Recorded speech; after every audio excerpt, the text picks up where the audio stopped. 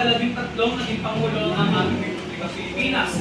At siya ay nakilala bilang action star noong dekada 50 o 1950s. Ngayon naman, nakilala siya sa kanyang programa na Angat Pinoy 2004. Ano ulit ang Angat Pinoy 2004? Ito yung ang layunin nito matugunan ang suliranin at kahirapan. Bakit? Kasi dahil sa mga nagdaang Pangulo, hindi pa rin natutugunan ang suliranin sa kahirapan at pagkakapantay-pantay ng lipunan. At tinawag siyang the Centennial President. Bakit? Bakit siya tinawag ng the Centennial President? Kapno? Takasan? Dahil Tinawag siyang Centennial President. Centennial President dahil ikaw 100 years na pagdaya sa mananakop. Tama. Dahil ika-100 taon na pagdiriwang ng kalayaan ng ating bansa sa pananakop. Ginamit niya ang wikang Pilipino sa kanyang panunumpa-talumpati. Kasi napapansin niyo ba, yung mga nagdaang Pangulo ay gumagamit ng alin? Wikang Ingles. At siya, si Joseph Estrada, ginamit niya ang wikang Pilipino. At sa kanyang unang termino, inutusan niya ang National Telecommunications Commissions o NTC. Ano ba yung NTC? Parang sila pinagbibigay ng balita. Sila ang nagbibigay ng balita, may punto. O sila ang may hawak sa media. Dito inutos niya na gamitin ang format ng wikang Pilipino sa lahat ng istasyon ng radyo. Hanggang sa ngayon, ito ay ginagamit ng mga radyo. Sumunod dito yung sovereign guarantees. Tinanggal niya ang sovereign guarantees. Ano ba ang sovereign guarantees? Ano ba ang sovereign guarantees? Dekano? Ano ang sovereign guarantees? Walang iba? Juliana? Ang sovereign guarantees. Takasan? Ang sovereign guarantees, sagot ng pamahalaan ng mga proyekto para sa pribadong sektor. Sagot dito ang mga Pribadong sektor. pribadong sektor. O sa madaling salita, mga proyekto, ano pa? Dito, sa ilalim nito, kapag binigyan niya ng sovereign guarantees ang isang kumpanya o pribadong sektor, ang kumpanyang yan ay utang sa gobyerno para sa isang proyektong may kinalaman sa pamahalaan. At doon, kapag hindi ito natustusan ng kumpanya, ito ay sagot ng gobyerno upang bayaran. Yun ay tinanggal niya. Sunod ay lalo pinagtuunan niya ng pansin ang pagsugpo sa mga krimen. Dito binuo niya ang Presidential Anti-Organized Crime Task Force. Ano ba ang Presidential Anti-Organized Crime Task Force? Ano ito? Ano ang layunin nito? Layunin nito na tap nyo. Layunin niya na pabawasan ng mga krimen tulad ng kidnapping o iba pang kaso, reforma sa reforma. Tama na yung krimen tulad ng kidnapping at carnapping. Bukod doon, lahat ng krimen. At reformang agraryo. Dito, mas pinalawak niya ang reforma sa agraryo. Naglaan ng malaking pondo ang pamahalaan ng proyekto pang-agraryo o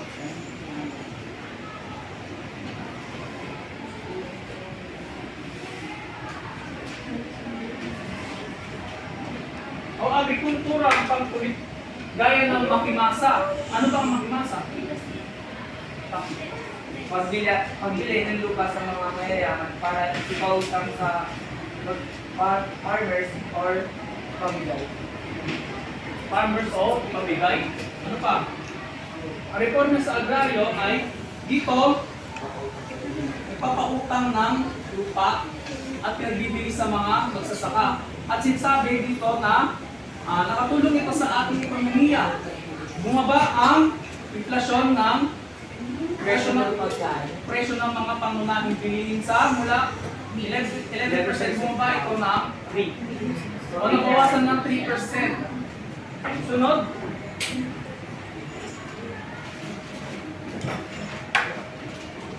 Sunod dito yung mas pinaigting ni Pangulong Joseph Estrada ang pakikipag-usap sa mga rebelde. At dito pumapasok ang anong rebelde yon? Pinanatili niya ang pakikipag-usap sa mga rebelde tulad ng MILF. Ano ba ang MILF? Ibang kamay. Jairus, ano ang MILF? Ano ang MILF? Ibang kamay. Wala.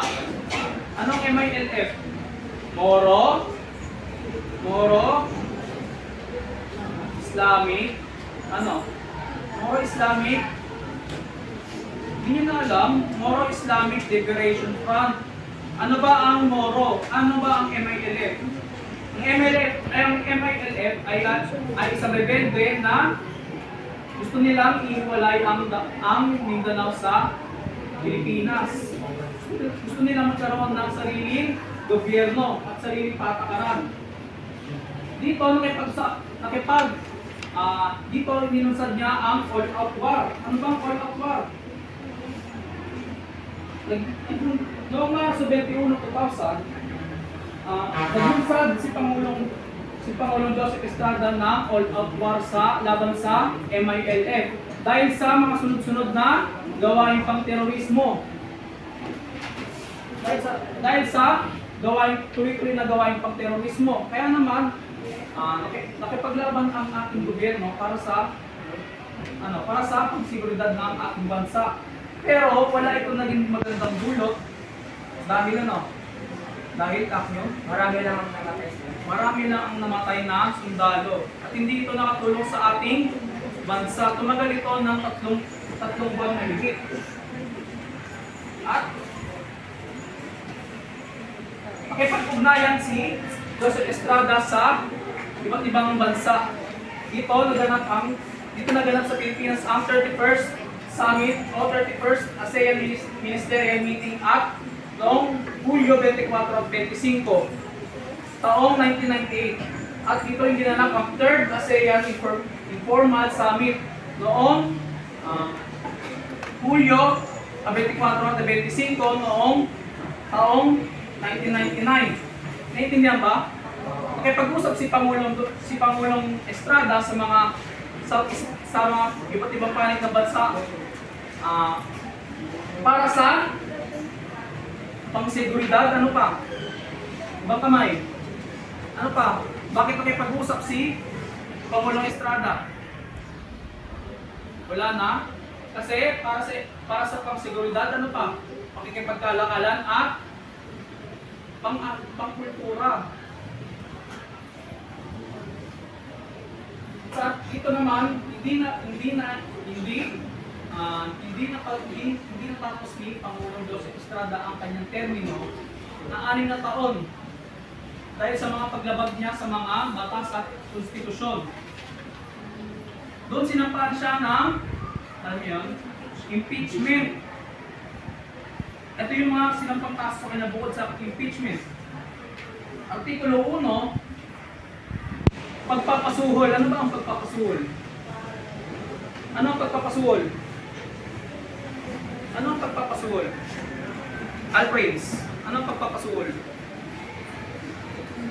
Wala? Kaknyo. Si Kakpi na lang ba at si Juliana ang sasagot? Ang pagpapasuhol ay binibigyan ng pera para sumunod kung Binibigyan ng pera para sumunod. Ito ay ginagamit ano? Madalas sa pangangampanya. Naiintindihan ba? Sunod. Artikulo 2. O katiwalian sa pamahalaan. Ano ba ang katiwalian? O, ano ang katiwalian? Wala na, iba? Ano ang katiwalian? Rosamor. Ano ang ibig sabihin ng katiwalian? Stop nyo na lang ba tsaka si Juliana ang sasagot? Anong katiwalian? Denmark. Anong katiwalian? Wala nang iba? Di ba napag-aralan nyo na to noon? Anong katiwalian, Juliana? Katiwalian sa? Sinira nito ang tiwala ng mga pamilya. Ano ang katiwalian? Steven? Pagtatraidor? Pwede? O sa madaling salita, ano? Corruption. Nagkaroon ng corruption sa pamahalaan niya. At Artikulo 3, paglabag sa mga konstitusyon. Marami siyang nilabag na konstitusyon. Bukod dito, siya ay na-issue sa pag-aproba niya sa illegal na sugal o wetting. Alam niyo ba yung wetting? Yun. At Artikulo 4, pagkakanulo sa tiwala ng bayan. Ano ang pagkakanulo sa tiwala ng bayan? Tikano? Nakasan? Ang pagkakanulo sa tiwala ng bayan ay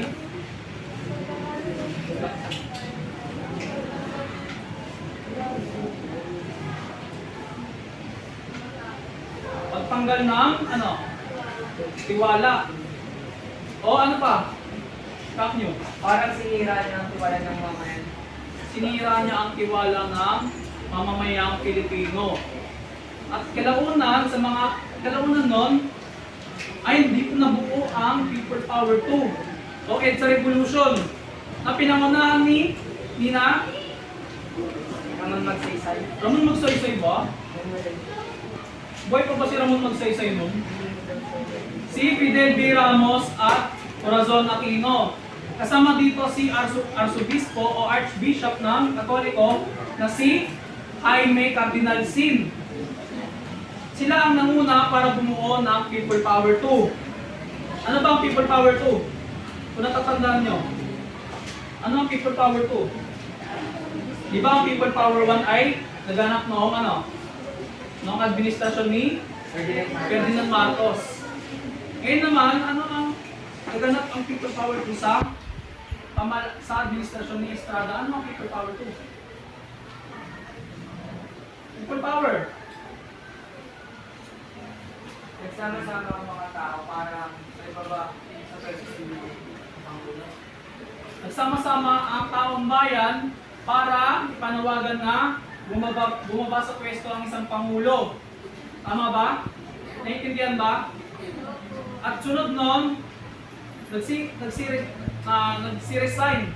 ang mga miyembro niya sa gabinete. At kalaunan siya, si Joseph Estrada ay bumaba sa pwesto bilang pagkapangulo noong Enero 20 noong taong 2001. Naiintindihan ba? At siya ay pinalitan ni sino? Sinong pumalit sa kanya? Yung Vice Presidente. Dekano? Gloria Macapagal Arroyo.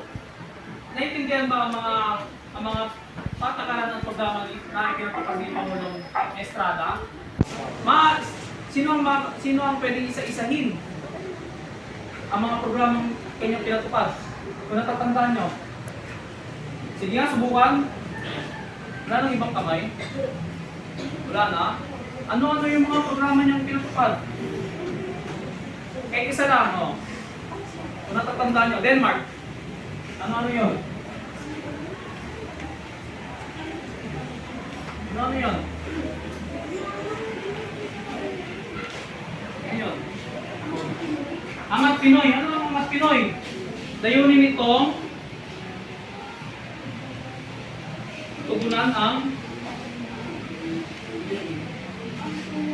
matugunan ang suliranin at kahirapan ng bansa.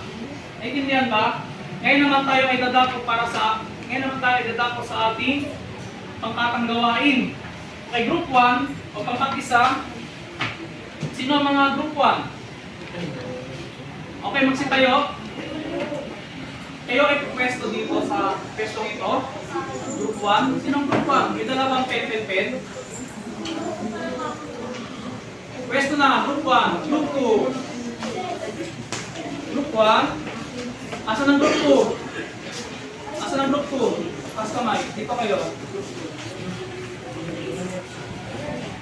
Makibasa ang panuto at bibigyan ko kayo ng 3 minuto para tapusin ang gawain. Group 3. Group 3. Group 4, group 3 doon. Group 4 doon.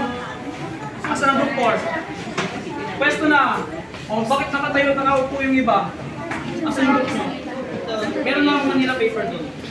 Pwesto na, pwesto. Bilis. 3 minuto. Pakibasa muna ang panuto. So kasi, Pakibasa ang panuto.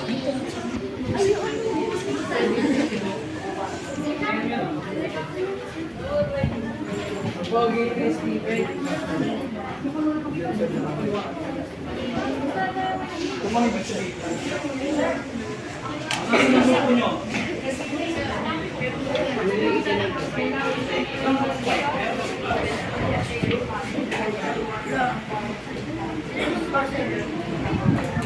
Hindi, pwede.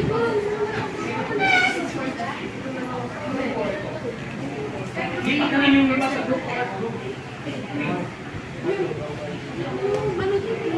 Sige na, hati kayo, hati. Dito, dito. Dahil sige mo hati. Sa grupo, Aizen. Group 2. Saan ang mga pen niya? Yung group 4, ito yung group 4.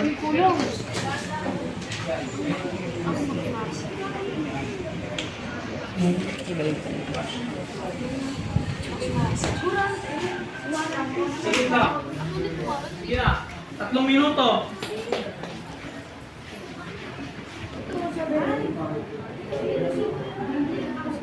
Just, nakatayo ka.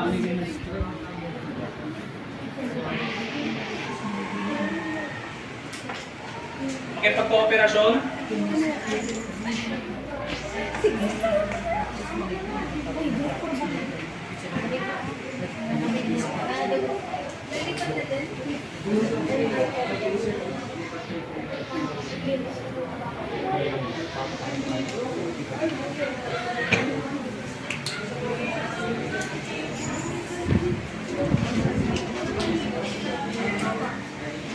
Naintindihan ba ang group health? Group 1, naintindihan mo ba? Sagot lang.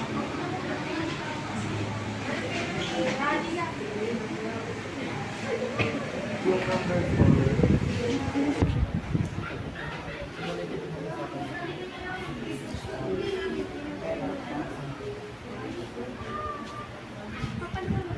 Papaliwanag. Kung ano yan? Ang ginagawa niyo po doon?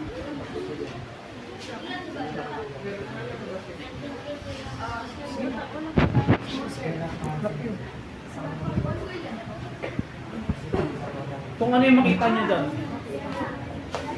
Merong ano, alam ko mayroong 5 dyan or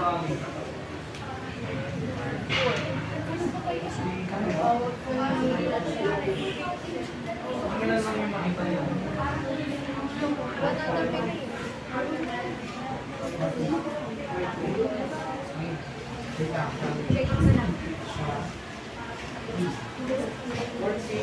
Tapos na ba? Hindi pa? Kapag tapos na, anong ginagawa ninyo kapag tapos na? Anong ginagawa niyo pag tapos na?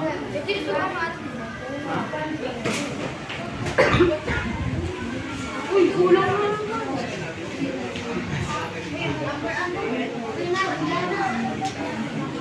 Kapag tapos na ay pumalakpak lamang. ng 3 beses. Tapos na. Hindi, wala na dito na nakikita si